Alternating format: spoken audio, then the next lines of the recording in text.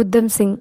1919 March 18ல் Rowlatt சட்டம் அப்படிங்கிற அந்த சட்டத்தை பிரிட்டிஷ் கவர்மெண்ட் இந்தியா முழுக்க கொண்டு வராங்க.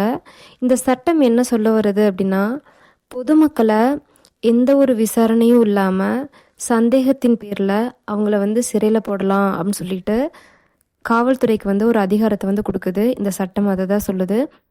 அதனால் பொதுமக்கள் என்ன பண்ணுறாங்க அப்படின்னா, ஏப்ரல் 13, 1919ல் பஞ்சாபில் அமிர்தசரஸ் அப்படிங்கிற அந்த இடத்துல ஜாலியன்வாலாபாக் திடலில் இவங்க அமைதியான முறையில் போராடுறாங்க.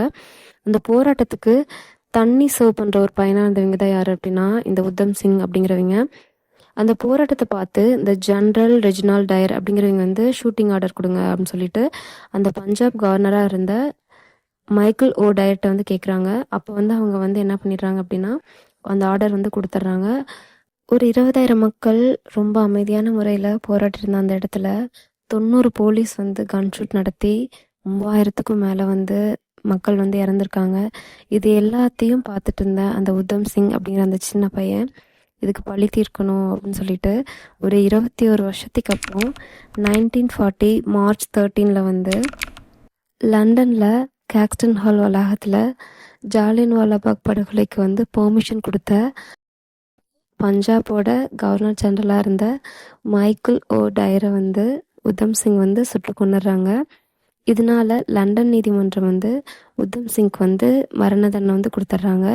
ஸோ 1940 ஜூலை 31ல் இவர் தூக்கில் போட்டுடுறாங்க. இவரோட தியாகத்தை இன்ன வரைக்கும் பஞ்சாப் மக்களால் ரொம்ப பெரிய அளவில் பேசப்பட்டிருக்கு. அதே மாதிரி இந்தியன் நேஷனல் மூமெண்ட்டில் இவர் ஒரு மறக்கவே முடியாத ஒரு வீரராகவும் இருக்கார்.